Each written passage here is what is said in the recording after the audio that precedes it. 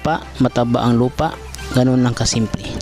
Pagkatapos paglagay ng lupa, siyempre hindi mo kalimutan ang pagdidilig para mabasa ang lupa, butasan, para malagyan ito ng buto ng sitaw. Pagkatapos takpan ng lupa yung butas. Pagkatapos niyan, siyempre kailangan mo din diligan ulit. Habang hinihintay natin ang buto na tumutubo, kailangan natin gagawin ang preparation kung saan natin itatanim yung seedlings. Ayan, so ganun lang mga plastic, kung ano mga bakante yung plastic dyan, pwede nang gamitin. After 9 days, ganyan na siya kalaki at ready to transplant na siya. Ayan, mahaba na. Dalawa na yung dahon at may konting talbos. So, isang dangkal na siya. Pwede na si transplant. Ang layo naman nito ay depende sa inyo kung gaano kalayo. 2 dangkal, 1 dangkal. So, pwede